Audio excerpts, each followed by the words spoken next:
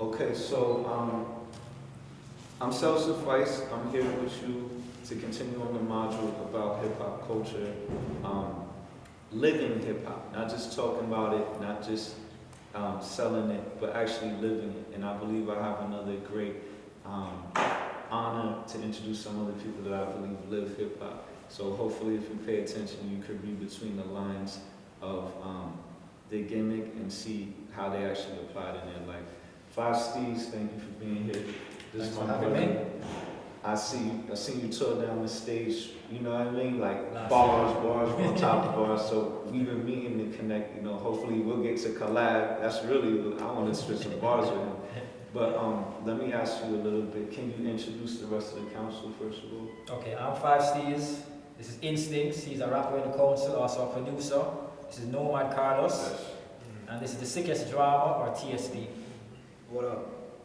So, y'all reside in Jamaica and New York. Like, how do y'all stay together as a group, and how do you manage being across different places?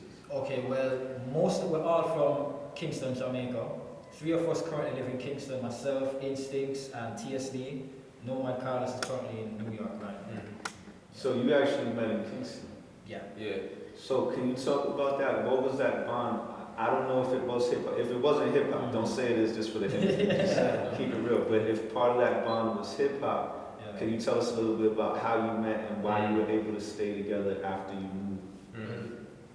That's a funny story. Because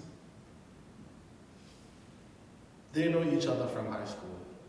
I know him from high school. Now, how we met in high school, because I'm actually like maybe 3 years ahead of him. Okay. How we met is, I think I was arguing one day with some friends about cannabis. Okay. And I think Cannabis the rapper. Right? Yeah, the rapper. And I think somebody passed and heard. And they're like, yo, you need to meet this dude that I know. Yeah. He's a crazy cannabis head too. Alright. And then we connected.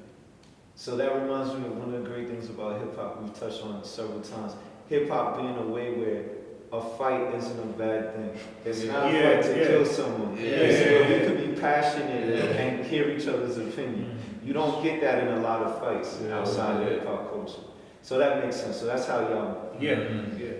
So even though we attended the same school, because we were, 3 years apart, it was really difficult for our paths to cross. Right. That sort of brought us together. Got you. So that was you two. Yeah, so me and him, I know this guy from, I entered high school.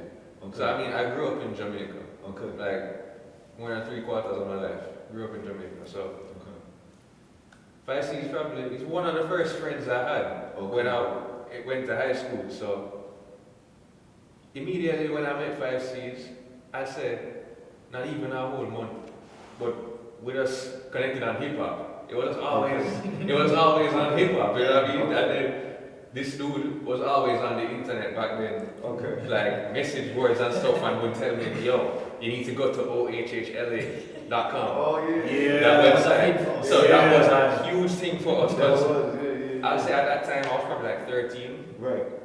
I was going to a little Bone Thugs phase. Okay. So I was like, yo, that's gonna make you a lyricist. Bro, I'm like, I wonder what these dudes is saying. Right. So I used to go on I used to go on OHHLA, and I'll just come to school and just spit Bone Thugs lyrics. Yeah. Like, just like them too. And like, yo, so when we would have school classes. So that's almost like how an artist would think about tracing a picture when they're learning how to draw. Right. Yeah. Sometimes we hear these lyricists and it's like, to be captivated at that age, you might not know. If someone's doing mumble rap, you might think that's amazing and say, how can I mumble rap? Right. But fortunately at that time you heard Bone Thugs, which is actually spitting a lot of sick lyrics. Yeah. So, I heard that, and then I was like, yo, because we'd have the school clashes, and everybody would just be rapping like verses from the hottest thing that we would be seeing on Rap City back in the days. Okay. So Steve would always go spit some verses, and I would just come through with the Bone Thugs verses at that time, That's right. So that's something different from how I came up here in America, where our battles would be like I'm rapping it, you and we're doing it. But you would have almost like a sound clash in your battles. Right. You were like, oh, I found this verse. Right. Yeah. So, You know what I mean? Yeah. So it's almost testing your respect for the culture as well. Yeah. I like that, and that's one thing that I wouldn't have known. You know what I mean? Where I could assume, because hip hop gets localized in our different areas, so that's something where it's authentically yours. Right. You know what I'm saying? That's how it started. That's kind of crazy. But you know, one of the things about Jamaica to that sort of adds to that is that unlike in America where there are sort of clearly defined regions, and these regions have a sound and an identity. So there's East Coast, there's West. Especially with the marketing. We got everything. Okay. You're influenced by everything I want. Once cable came out, it was a rapper. But Okay. I'm saying even before. And that's how it was. Luckily, when I Q-Tip, Cool G Rap, Biggie, Black Star, you know what I mean? That's how I came. So I feel like in each of these areas, some people have it, and I feel like that's closest to the actual thing. And that's why we're doing this course, right? Because a lot of people is getting hip hop from the marketing of hip hop. And these are people a lot of times outside of the culture. And they're saying, what's the deal? It's easier to sell this product if we can put blueberry, strawberry, East Coast, West Coast. But I needed my people to send me cassettes back in the day from the West Coast to find out, yo, you got some spitters out on the West Coast. I was hearing it was just like, from the West. And then you hear Freestyle Fellowship and all these other guys. Souls of Mischief. It's funny you said that. It's funny you said that because 93 to the because I'm older than these guys. I would have got put onto hip hop from before them. And one of the things for me that did it was mixtapes. Back when mixtape meant a completely different thing. Yes. Back when DJs made mixtapes. It's an effort. But DJs were making mixtapes. Right. DJs were making mixtapes. It wasn't rappers making mixtapes and putting them out. It was DJs. No. I'm saying all of these are great songs. I'm gonna come. So that's how I got a lot of stuff because a lot of these songs were exclusive. Now, did you have people trade mixtapes? Or was it just like you went to a DJ and they put it out and you had your consistent DJ? No, I don't even mean Jamaican mixtapes. You know what I mean is we were getting Clue tapes and Tony Touch and S&S and Ranji and Cringy. And then the thing with us is that we thought it was our own little thing. Right. So it's like it was our little inside joke. Right? So when the album comes out and you're just hearing the song now that it comes out on the album, we had it 6 months ago on the Clue tape. Right. You're old. Yes. Yeah. And that's part of it too. You want to be onto something Before everybody else. Yes. Yes. For me, growing up, you heard Nomad Carlos mention cable. In Jamaica, we have cable. Like all the stations you have, we have those.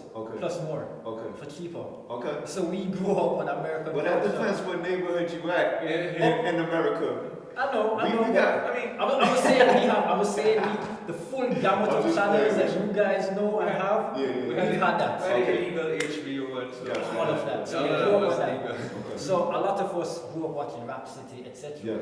Even before that, before my family had cable, I mean, Jamaicans travel all over the world, so I have family all over. Yes. You know, and England, America. especially the States, Florida, Atlanta, especially for me, you know.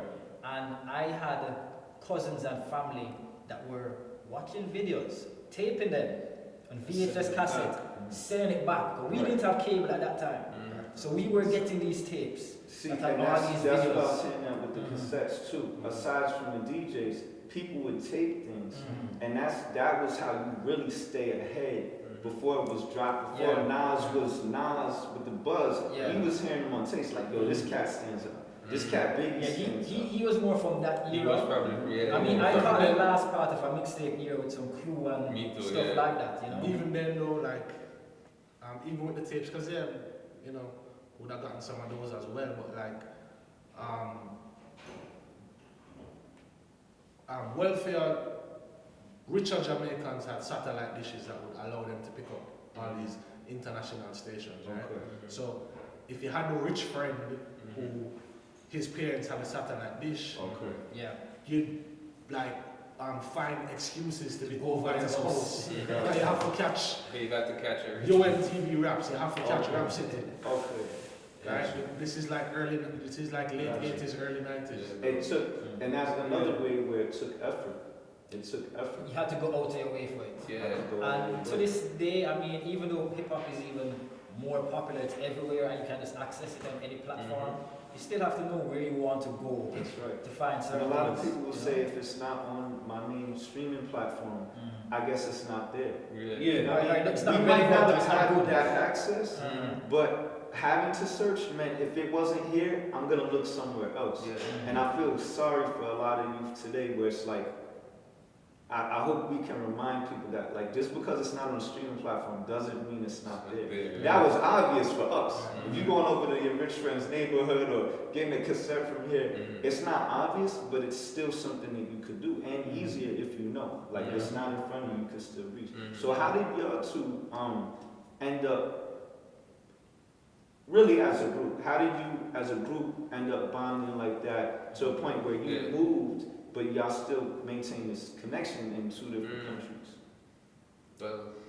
Well, you were already like a group by then, I'm guessing? Because you started doing the classes. me and him had a group from high school coming out. Eventually everybody went their separate ways. Okay.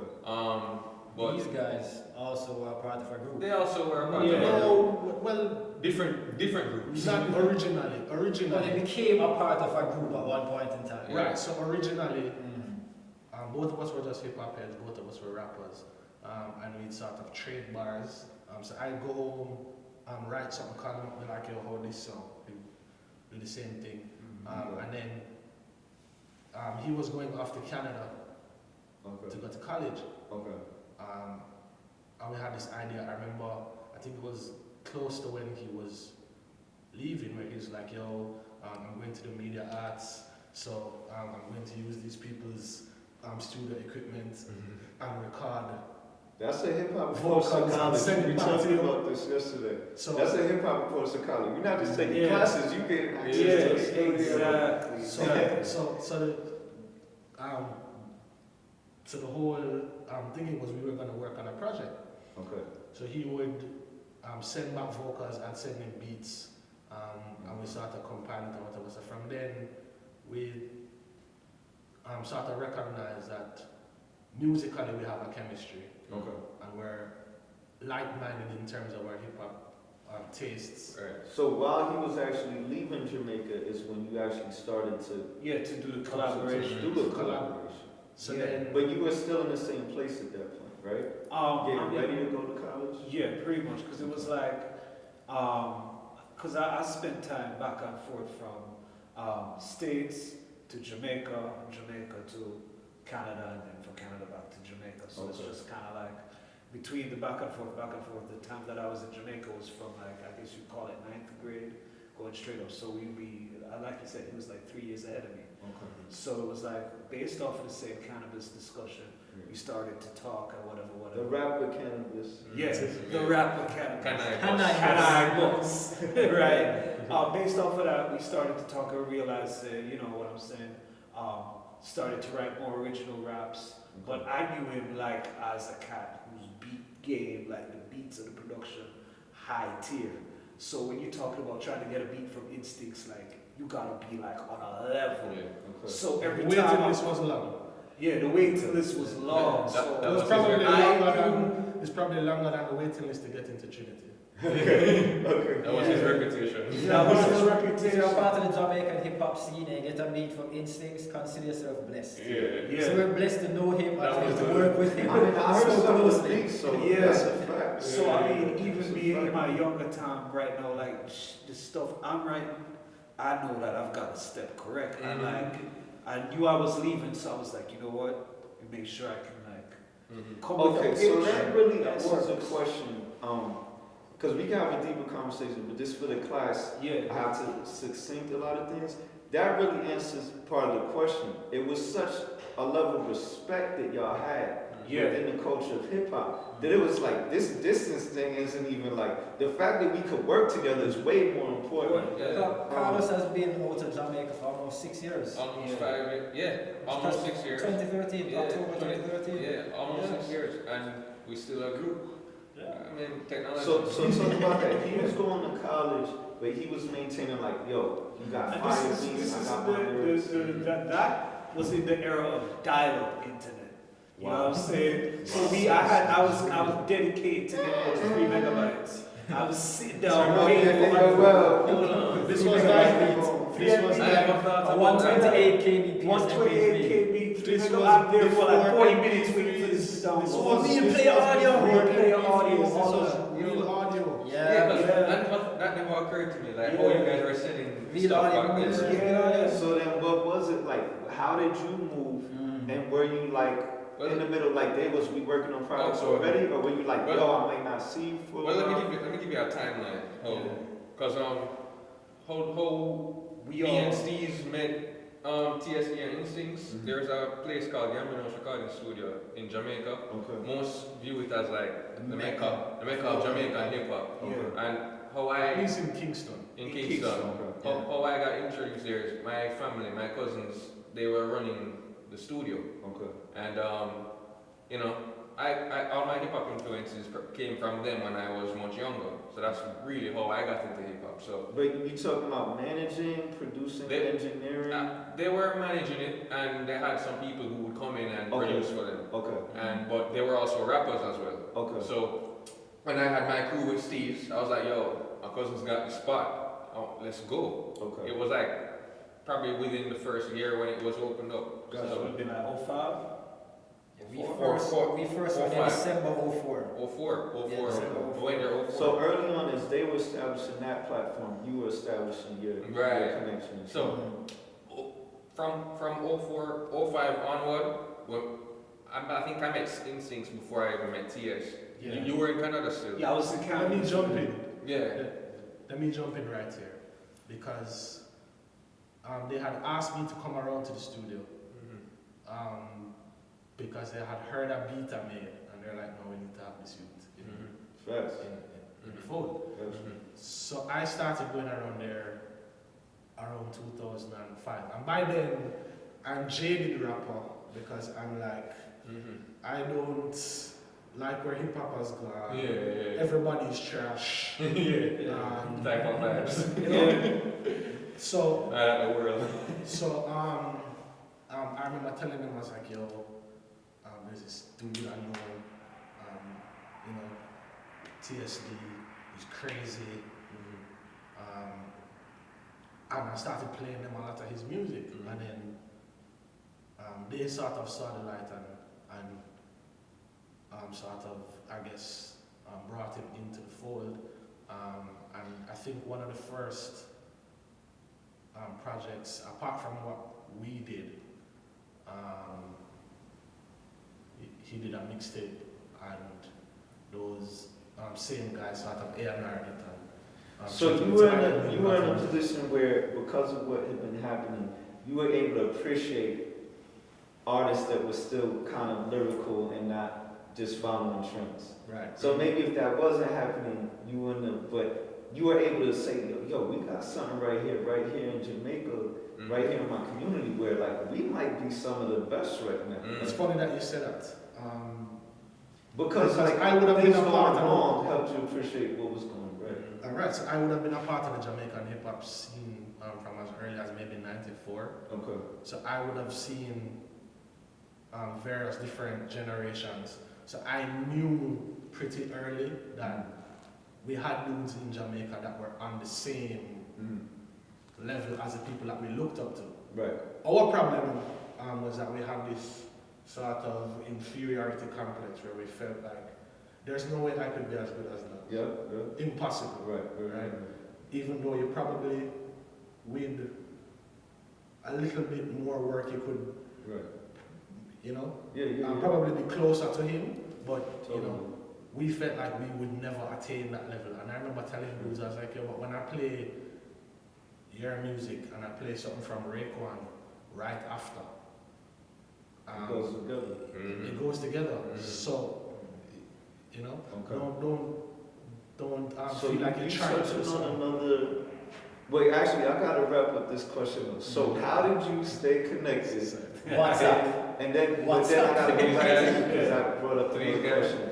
And then, so we gotta go to this. But I wanna ask you a question based on what you were saying. Oh, well, So you were one of the main people who's bringing your crew to the studio. yeah. But then you ended up being out. So what happened then? All right, when I left, 3 years before I left, we had the four of us built like the most chemistry in that studio, at that space. Out of all the crews that were coming through the studio and chilling there for like on a daily basis, the four of us were, I'd say, the most like-minded individuals. So that is why the four of us kind of connected that way. So the four of us spearheaded the premier Jamaican hip-hop show that gave a platform to artists to come and do their thing. Pay Did that have attention. a name? Pay attention. Pay attention. It was called Pay I Attention. thought you were playing on it in the beginning, actually. Yeah. So we had a show called Pay Attention, and that was the place to be if you're a hip hop artist in Jamaica and come to this space and do your thing, and you know. So we had that run for 3 years. I left right before it ended. After what? Now you left in 2013, right after that October show we had. The October show had me and Steve's on it. No, that was August. Yeah, You were in August August. 2013. I left in TS October. was in October Yeah. with Slow Mo, Right, BPM, and Mario Evan. right. So I remember all the lineups. Yes. yeah, It was big. So I did my final show there, and I left. Okay. Because I mean, I was born here, but I grew up in Jamaica. You left on a high note, basically. Yeah, that's It what was I like was you doing. were cheating. Because I had just released an EP, and I gave it So you was actually continuing. You was like, okay, what's the next step for this? yeah. It wasn't like bad. But it wasn't just because of hip hop where I left though. It was like most kind of personal reasons too. You had to go. Yeah, you know. But what's important to me, I think, in terms of students learning, is that it wasn't a question. Like wherever you had to go in your life, we all have to go places for various reasons. Yeah. It wasn't a question if you were losing your connection to your I community. mean, we saw it as an advantage coming. I'm going to New York. So it's like, we need an agent in New York. In fact, us being here in Connecticut is assisted by him being in New York. Right. We fly to That meet too. him, and he would pick us up, and we drive here. Yeah. Rather than, we lost one, it's like, alright, Yeah. thank you. Yeah, he was able to do So stuff then for y'all us. stay calling and Yeah, like, WhatsApp. okay. We pretty much talk daily, if not Yeah. Technology, bro. through Skype, you know what I'm And saying? did you still like exchange bars and stuff like that? Well, I mean, anytime the beat drops, we send him the beat voices, we send it down. Okay. He comes here to the Jamaica once a year, and hopefully we'll be in the US Last more, time you know. he was there, we shot a video. He Yeah. dropped out 2 verses. Okay. You know what I'm Yeah, saying? it's Anytime he comes in, he's working. Yeah, work and come through. So now, doing it like that, I'm sure you just feel it's easy now because it's even more technology. But when you have to do it and it's hard, and you're doing it anyway, Yeah. and I think that's essential to Here's this the time. interesting thing. Yeah. The joke of this all is that as far as council, Yeah. this is going to be one of the first times all 4 of us are on stage together. Right. Performing Yeah. the material that Very will be true. recorded. Okay. Yeah, Because Looking when we're forward in to that. Jamaica, Y'all it's gonna see me- some footage of yeah, that too. when we're in Jamaica, it's Beasties and Instincts. Yeah. Obviously, he's in New York, 'Cause so I'm up here. our sound sets are structured so that the 3 of us go. You know what? I might need to get a second interview with y'all tomorrow if possible. Like, Yeah. let's see. You know what I mean? Either way, me Yeah. and Steve's Yeah. gonna. And let me tell you something interesting about council. It's a combination of 4 individuals, Yeah. but it's also a combination of the remnants of 2 groups. Right. But as Nomad was saying, we had a group from high school. Right. These guys never really clicked as much in high school, Right. But there's a connection. from high school, Right. and eventually they created a group. Okay. And then that group, kind of broke up, and then these guys became like the remnants. Now, it Our seems like remnants the that whole became time groups. y'all were part of a movement which goes back to what you were saying about these different phases and appreciating and lack of appreciation and just creating your place.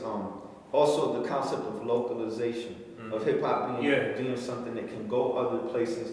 And I'm not going to respect you if you sound like me. If I'm from the LES and you from Jamaica, or you from Ireland and I'm from China, I'm not gonna respect you if you sound like me. I'm gonna respect that you took it and you flipping it in your way, right? And I don't know how much that's still relevant. That's up to the students to debate, but that was definitely part of my experience, your experience. So being a place where people say, okay, Jamaica dance hall, Jamaica dance hall, Jamaica dance hall, Jamaica dance hall, and then maybe they say, well, reggae too, right? And then maybe they say roots reggae, maybe Bob Marley. Maybe they start to see like it's not just dance hall. There's a lot there. It's interesting to me to hear you say it's obvious, right? And that they're like, wait, why are you rapping? Like this reggae dance hall, this that. It's so interesting to me, being that we know the roots of hip hop in America wouldn't be what they was without Jamaica, without Cool Herc, without the toasting, without the tradition of the big speakers and almost like a carnival sound, just through the Caribbean in general. So let's just pause for a minute on that. That's interesting, where you can be like essential to something and then be told, because people miss the knowledge component of hip-hop and passing things on, you can be told, what are you doing here? When there is no here without... It goes back to let me your point speak on about that. marketing. But you see, the thing about it is, it's not just a lack of knowledge. There's a whole political and sociological aspect behind it. Right. Because there's a lot that Jamaica went through politically, largely because of forces outside of Jamaica. And the main Jamaican rallying cry, in a sense, was felt to be reggae and dancehall. And then we have a serious sort of class struggle. Okay. And the music of the masses was largely reggae and dancehall, because reggae and dancehall emerged out of these poorer communities. Okay. And so the idea is that if you're doing anything other than reggae and dancehall, you're not of us. You're one of our oppressors. Because our music is reggae and dancehall. So you're one of these uptown middle class guys who are doing something that's not for us. And that's where a lot of it came from. I was in high school listening to Only Built for Human Links, and dudes are telling me I'm listening to white people music. Only built for Cuban links. We talk about Wu-Tang Clan. We talk about Raekwon and Ghostface Killer. So that's hood. Shout out to Wu-Tang. Shout out to Supreme Allah. Everybody. And I think it goes back to your thing about marketing, because we're letting outside factors dictate to us what our identity is. And I think what's so important about the concept of First Coast that we bring in, Jamaican hip hop that we're bringing, is that we're trying to bring that knowledge to the forefront and kind of recreate. You know, when you go to that DNA.com and they check to ask you what's your ancestry, and it takes you all the way back to this, that, and the third. If you do the DNA.com on hip hop and you check the ancestry, it takes you right back to First Coast, which was our exact point of the presentation. So what we want to do basically is like create a dialogue between the diaspora of black people and black music. We're trying to put everything back to where it was, because obviously you drop slaves off in Jamaica, you drop slaves off in the South. What's really interesting is that the DNA of the way that we communicate, the music, the beatbox, the drum, the spoken word, the oral tradition, all of that is real, but we don't recognize it because we don't realize that it's all one bloodline. So what we want to do with that First colonialism and oppression it's really the reason. And we are reinforcing it back home. And we're trying to reinforce this with First Coast hip hop, so we can say, hey, Jamaican hip hop speaks to New York. Now we have translators. Now we can have a big diaspora dialogue, include Afrobeats in that. Now there's a whole big collection. And I just want to comment on your metaphor too, because one of the funniest things that you find out, like I don't know, I haven't done my DNA, so I don't know a lot of personal anecdotes, but I know one of the big anecdotes that tends to happen to catch my attention, which is that people will go, their whole identity is based on I'm this and that, and they'll find out that something else. And to the point where you have white supremacists who are like, their whole philosophy is based on I'm a pure Aryan, this and that. And then they find out like they're South African. You know what I mean? Like South African. And it's like now their followers is like vandalizing their house and trying to kick them up. So hopefully we're not talking about that in hip hop, but it's similar. Where someone could really think like we're so different and opposed and find out like, oh, I'm like we're related. Exactly. Yeah. Like y'all would say, without you there is no me, basically. Yeah. But the thing is, there's even a bigger thing because we can take it above even hip hop and reggae and all of these things. Let me ask you if you've ever heard the name Monty Alexander. Alright, Monty Alexander. Alright, so Monty Alexander is a well-respected jazz pianist. Okay. Born and raised in Jamaica, made all his music in Jamaica. Okay. There's Ernest Rangley, well-respected jazz guitarist. Okay. Born and raised in Jamaica, grown in Jamaica.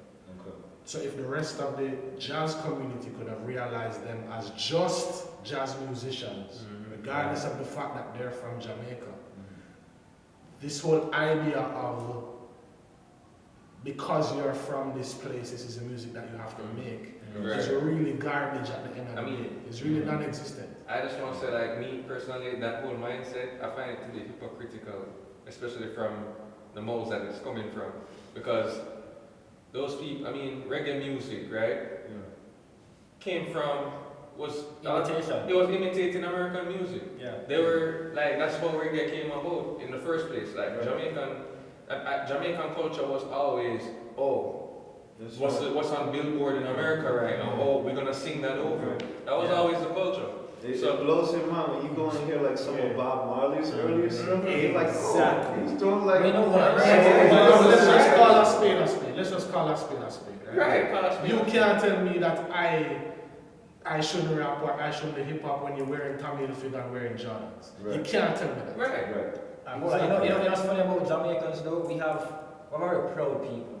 For a lot of reasons. A lot of great things have happened in Jamaica to great people. If you survive in the African diaspora, to your point, those of us who survive, we gotta have some pride in. I mean, like for us as a nation, in terms of thinking about people who came from the nation, like Marcus Garvey and Bob Marley, having a about your history, you mean? You're proud about your history. I would go as far as to say Jamaicans have an ego. Yeah. Because of that, and tied to that ego is reggae. So reggae is the biggest thing in the world. The whole world of reggae. It's ours. Yeah. So right now, even locally, the bigger fight is not against hip hop. The bigger fight is, Americans are stealing reggae. These white boys in California are making more money than our local reggae artists.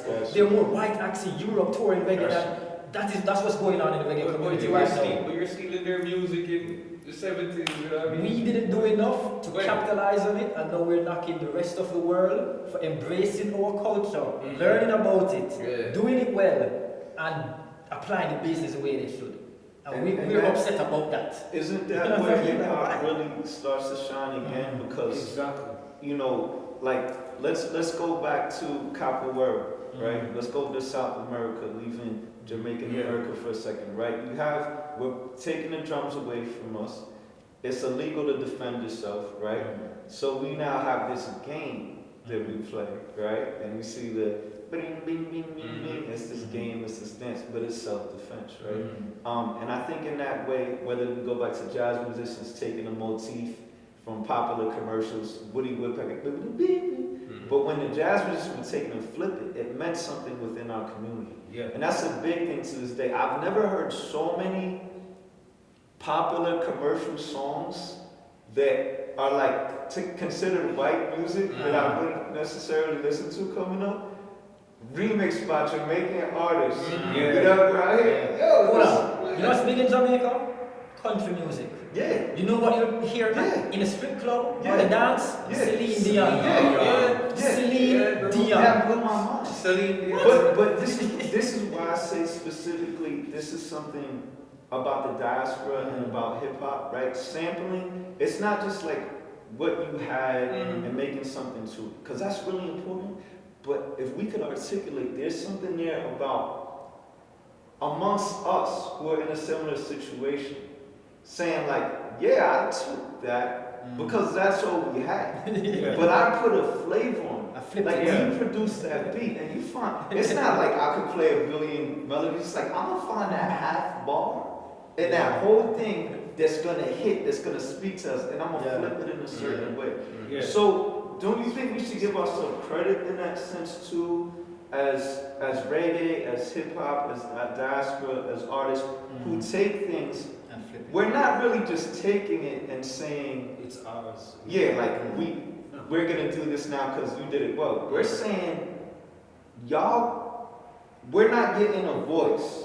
Y'all have a voice, so we're gonna join in on that voice, but let you know in a subtlest way that this is what's up right here. Yeah. When you hear how we play your stuff, Yeah. you're gonna notice something. Yeah. Right?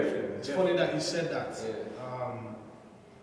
Because in the 90s when there was this big conversation going on about how hip hop steals music in terms of sampling. Right. I remember one of the most sampled musicians, David Axelrod. David Axelrod heard how RZA.